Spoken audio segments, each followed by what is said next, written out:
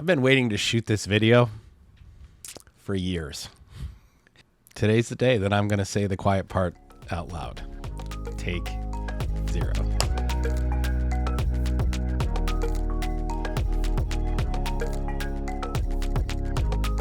All right, so over the last couple of days, there's an email I've got in front of me that's kind of triggered shooting this video.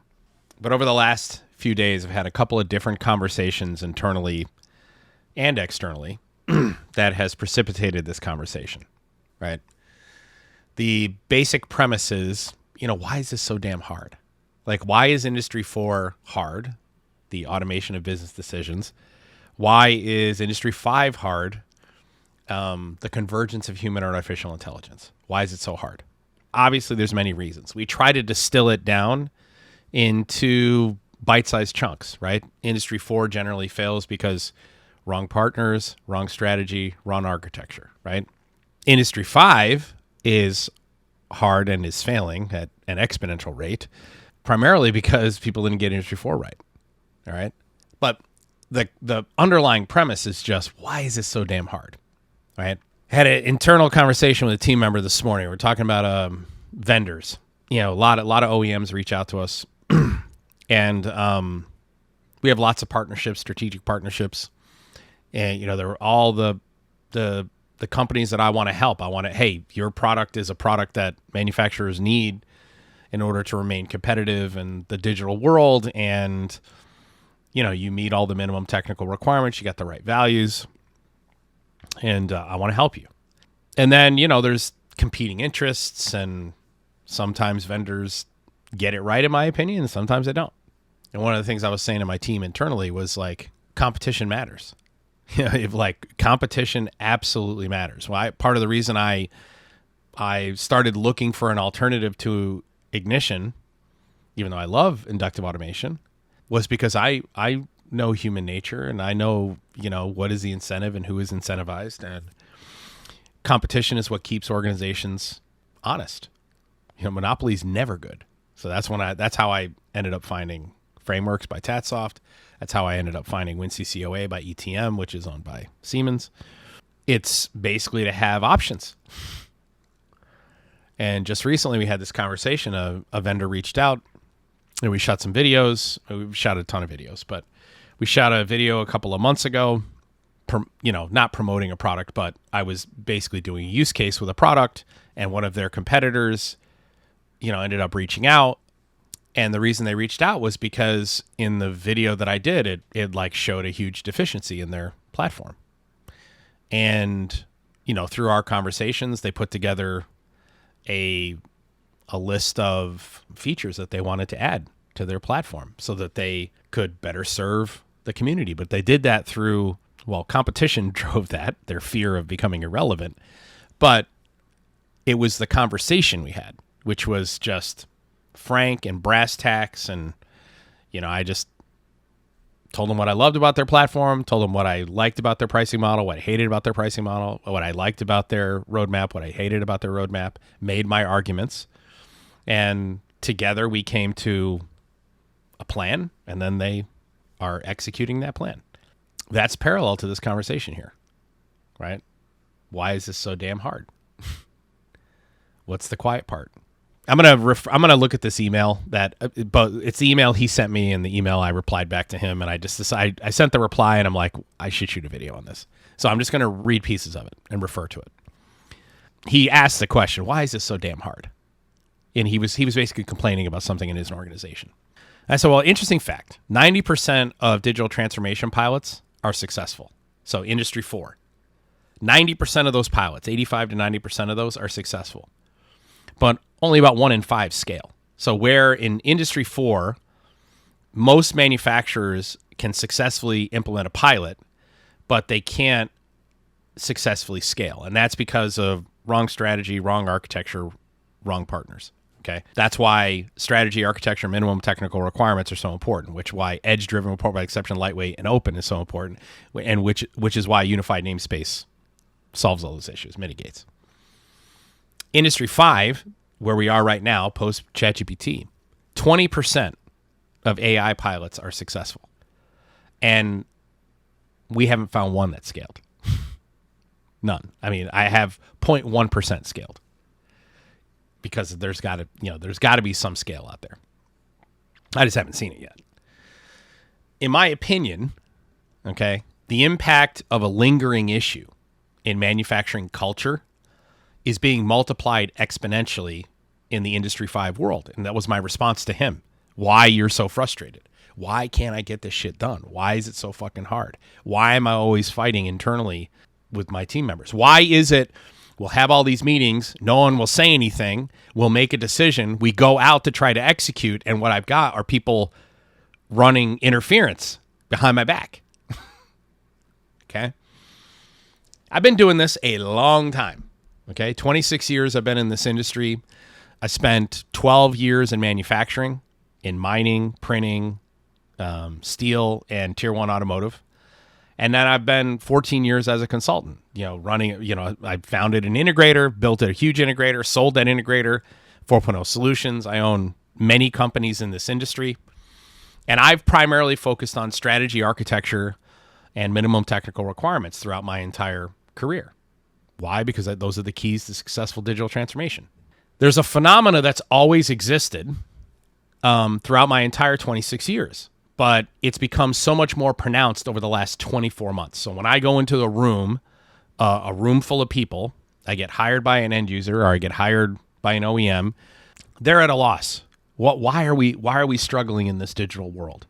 If it's an OEM, why is it our product plan isn't resonating with the end users? Or why is it the way that we built our company before, which was so successful, is no longer successful now? There are people in the room who know what the fucking problem is, but they don't say it. And they don't say it because of the culture. Companies don't fail at Industry 4 and Industry 5 because they lack good ideas, right? They fail because their culture doesn't promote the good ideas being said out loud.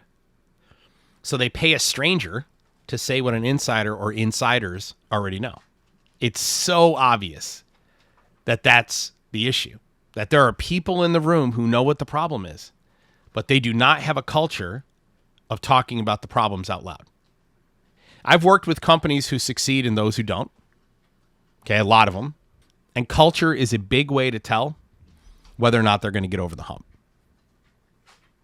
Right, so here's 2 cultures I wrote about. I sent him this. I'm going to read this verbatim. This is exactly what I sent him.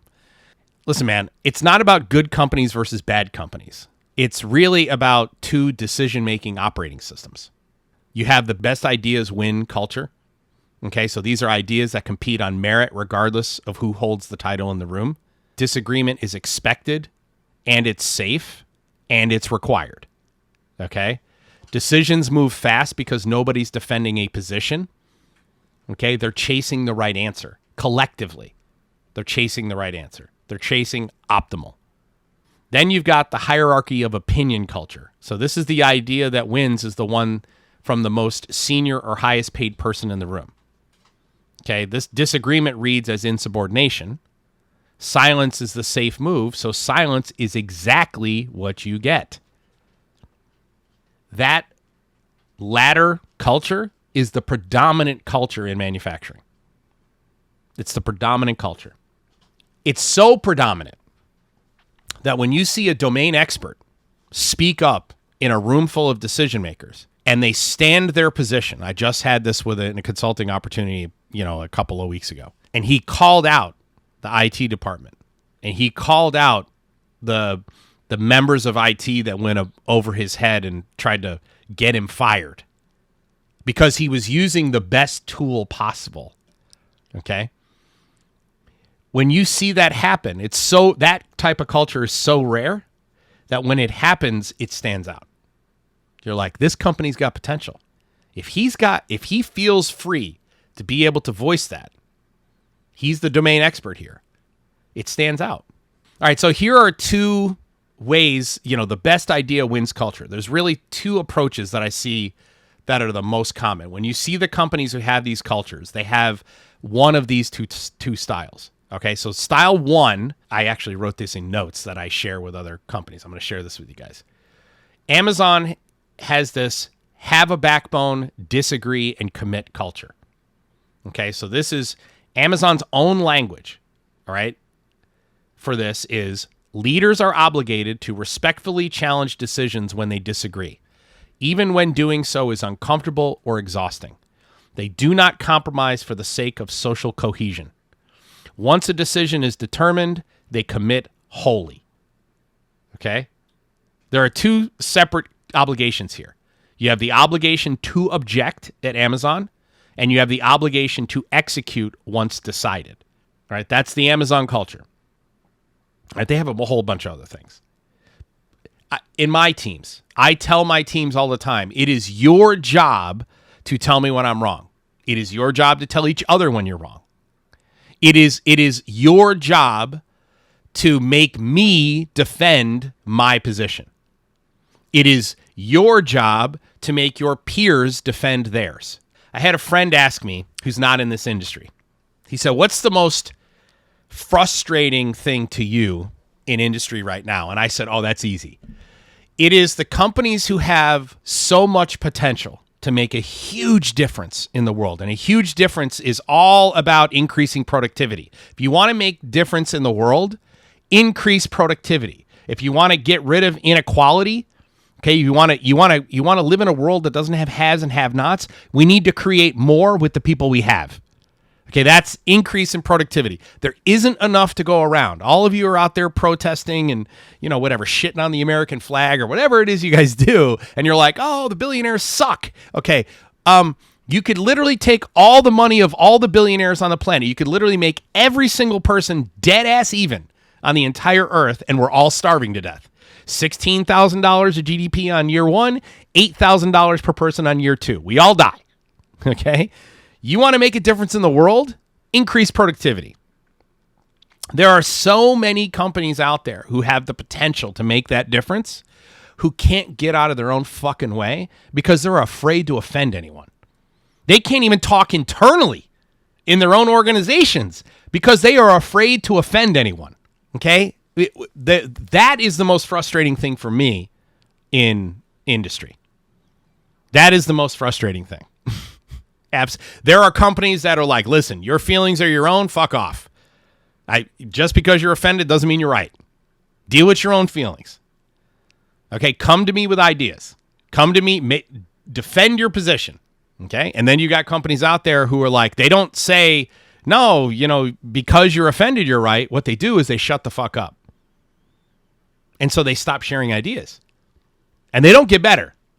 All right, number 2, the second way that organizations, the best ideas wins cultures manifests is Tesla's communication within Tesla approach. Okay, so this came from a memo. All right, and this is what I wrote him. I said, Elon's internal framing was chain of command communication, quote, serves to enhance the power of the manager, but it, quote, fails to serve the company. All right, one of the first things that I do is if you tell me that we got to operate within the chain of command in terms of the exchange of ideas and objection, and I have no place for you. You are going to fail. Do not pass go. Do not collect $200. You're failing. All right. You are on the fast track to death, or you're going to die from a million paper cuts. Okay. The most innovative companies in the world understand that chain of command communication serves to enhance the power of management. But it fails to serve the company. And Elon's fix was to let anyone talk to anyone, which is how I have it here. And in my organizations, I say, fucking copy everybody. Copy everyone. There's no such thing as a private conversation. Okay, how is so-and-so going to feel? Who gives a shit how so-and-so is going to feel? They need to respond. They have to respond based on the facts, not based on how they feel. Okay, if they feel threatened, oh my God, this is somehow, this is going outside of my domain. What's happening with my power here, my relevance? That's a them problem. That is a them problem. I don't want someone on my team who is so insecure they have to use their power to make them relevant. I want people on my team who says, I've got the best ideas. You can start me as a fucking janitor and I'll end up the CEO. That's who I want on my team. And that's the culture you should be creating, manufacturers. Elon's fix was to let anyone talk to anyone via the shortest path necessary to get the job done, not through the chain of command. So that means when you're in a room and we're talking about digital transformation, we're talking about the problems, what are you good at, what are you bad at, what's missing, okay, it shouldn't be pulling teeth. It's a different mechanism than Amazon's, but it solves the same problem. So Amazon says there's a norm. Our norm is we're going to voice dissent and we're going to commit after. And Tesla says we're literally going to route communication around hierarchy. If we tear down the hierarchies in communication, then we will freely exchange ideas. If we make it a condition of employment that you are going to dissent and then you are going to execute, okay, we will solve the communication problem. Here's how I like to explain it. And anybody who's worked for me or anyone who's ever worked with me knows I use this analogy all the time. The time to object to a play call is in the huddle, or it's during practice. You know, I played sports growing up. I played 4 sports. I played football in the fall, basketball in the winter, baseball, and ran track in the spring. And my whole life was I was an athlete. And I love sports analogies because they are a metaphor for life. They're a metaphor for success in life. And one of the things that I like to say to my team is, listen, I understand you may not agree with this decision. The time for you to object to this decision is in the huddle or during practice. But the moment we call the play and we clap and we break, your job is to run the play as it's called. If you're the wide receiver, you don't get to decide to run a different route because you disagree with the play call. Because all you're doing is guaranteeing failure. Okay? So it is incumbent upon you to point out our flaws, our weaknesses, and our strengths in the huddle. Hey, this is working. This is not working. Why don't we go in this direction? Here's why.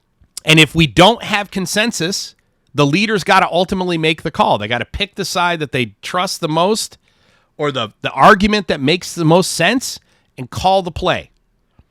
And outside of the huddle, it's time to execute. Object in the huddle, run the play that's called. The quiet part out loud is that the vast majority of leaders in manufacturing are creating cultures and promoting cultures that actively work against innovation and collaboration. Here's an interesting thing, right, in this conversation. You could literally tomorrow fire 90% of HR personnel in the United States, and we would see zero negative impact on productivity. We would see only positive impact on productivity. Productivity would go up if you fired, 90% of HR. You could do the same thing with IT. You could literally fire 90% of IT personnel, and productivity would go up tomorrow. It wouldn't go down. The same wasn't true 20 years ago because we really needed IT personnel to kind of wire everything together. But more and more, we live in a world where we can spin up our own VMs. We can put together our own networks. Okay, we're probably going to do it more optimally. Okay, if we use standards and we deploy standards to people to solve their own problems underneath those standards, that would be more optimal. That would be more productive. Do you want to know the 2 groups that create the culture where we don't freely share ideas? IT and HR. I'm not anti-IT and not anti-HR. However, what I am trying to point out is that if an organization is very HR and IT heavy, they're likely not very productive. And I see it over and over and over and over again. One of the greatest lines I ever heard from a manufacturer, the corporate culture was ready, fire, aim. Make mistakes, recover quickly. That's my line. Make mistakes, recover quickly. That's what I encourage in my organizations. But their philosophy was ready, fire, aim. And the organizations who are most successful with Industry 4 and Industry 5, that's their culture. Best ideas got to win. Ready, fire, aim. The only people being hurt by this unspoken truth are the very people we're trying to help. Manufacturers, communities. The managers aren't getting hurt. So you have to create a culture. You have to promote a culture. Leaders, what's the call to action here?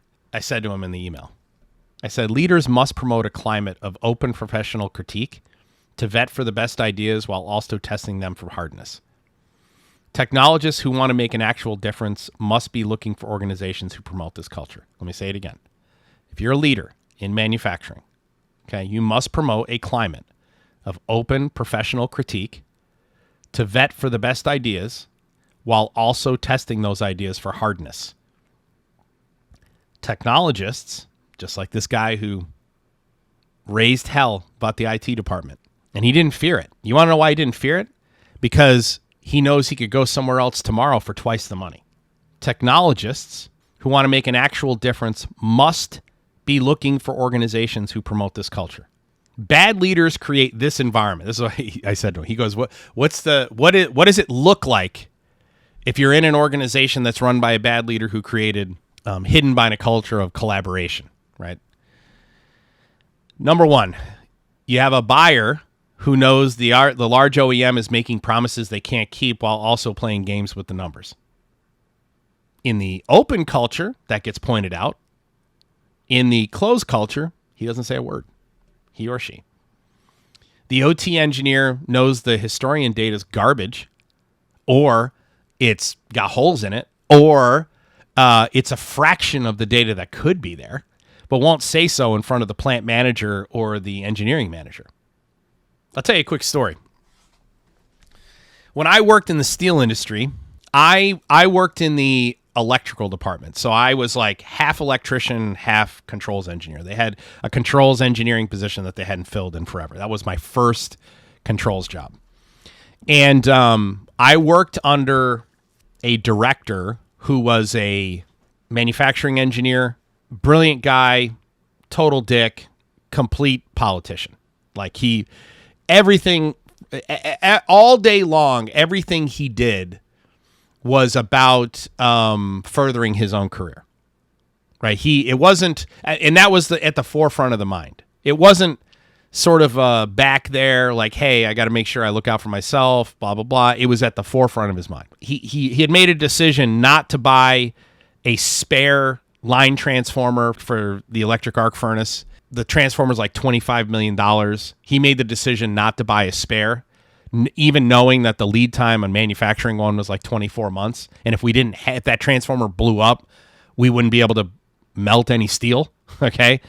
He made the decision not to buy the spare, and he made the decision not to pay $100,000 for the high-speed thermal camera that would detect a failure, phase-to-phase failure on the line side. When it eventually blew up, it had a phase-to-phase short. Not only did we not have the diagnostic data to figure out where the actual fucking problem was, we also didn't have the spare to replace it. And everybody who worked there was out of work for like 2 months, except for people in the maintenance department, while they shipped a transformer up from Brazil that they had to find that was used. And yet they still didn't know if we had the problem fixed. So when we wired it up, we didn't know if it was going to blow up. So then he spent the $100,000 on the high-speed camera. Okay? So he ended up spending $40 million on the fucking transformer because it was somebody else's. And then he spent the $100,000. And he spent all his time arguing why it wasn't his fault.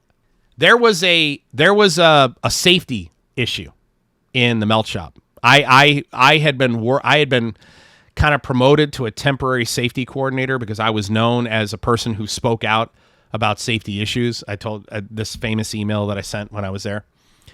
And I had gotten promoted. We had a new plant manager come in, and she was not fucking around. And she basically promoted me to the safety coordinator in the rolling mill and this other guy to a safety coordinator in the melt shop. And it was a temporary 6-month thing. It was she wanted direct lines to two people who weren't political, who were going to tell her the truth, that basically we itemized all the issues that had to be fixed. There was an issue in the melt shop on a down day. It was a clear safety issue.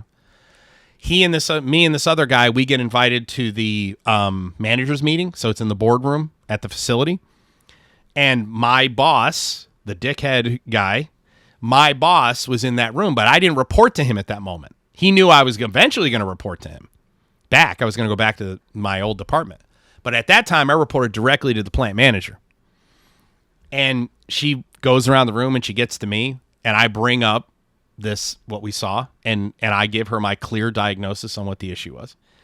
And I point out that it was a safety issue, and he chimed up and said, no, it wasn't.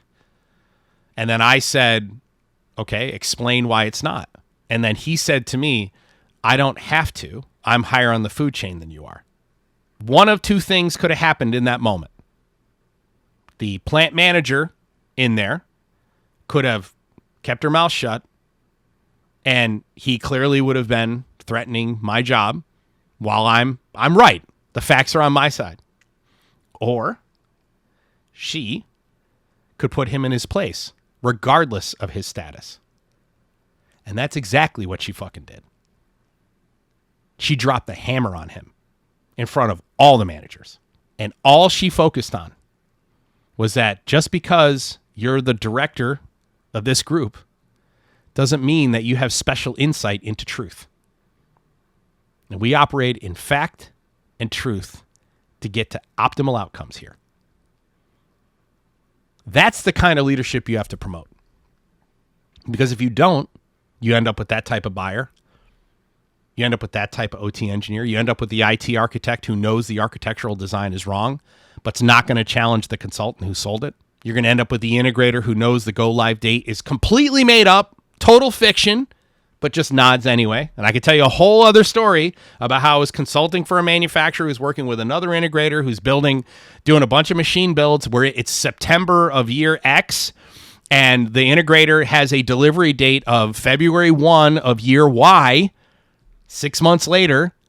And I looked and I literally said to them, I hope you aren't making your decisions based on that, because there is no chance they're delivering in February. Well, they're telling us it's February. Well, are they contractually obligated to make sure it's February? Well, yeah. Okay. Well, it's not February. I've been doing this a long time. There's no fucking chance they're delivering in February. I said, if they deliver by June, I'll be shocked. By the way, they're delivered in September. I mean, these stories, these are real. This happens all the fucking time. You'll end up, if you have the wrong culture, you're going to end up with the root cause conversations that never happen, because naming the cause means naming a person. And God forbid we can't call anyone out. Digital transformation is a truth-telling exercise across the OT-IT boundary before it is ever a technology exercise. MQTT, UNS, Sparkplug-B, OPC-UA, enter in technology. Historians, none of that fails first, ever. You may pick the wrong ones because of the actual root cause, but that isn't what fails first. Silence fails first. And the tech just inherits the blame. So what do the best organizations do? The call to action. Do you lead an organization like this? Do you work for an organization like this? And be honest. And if the answer is no, then you shouldn't be sending me emails asking me why the fuck this is so hard. Okay? By the way, I appreciate the email. I really do. I'm trying to drive home the point. The best organizations separate rank from argument in the room. The idea has to win on its own, not because of who said it. And by the way, it is one thing to say that's your culture. It is another thing to be able to measure that that's your culture. And many of you say this is your culture, but I can measure that it's not. Easily. The best organizations have an explicit named norm for disagreement. A real huddle, not a hallway. Number 2. This is a beautiful one. I was wrong is a status neutral event, not a career risk. One of my favorite questions to ask an engineer is, what is the most amount of damage you've ever done in a dollar amount?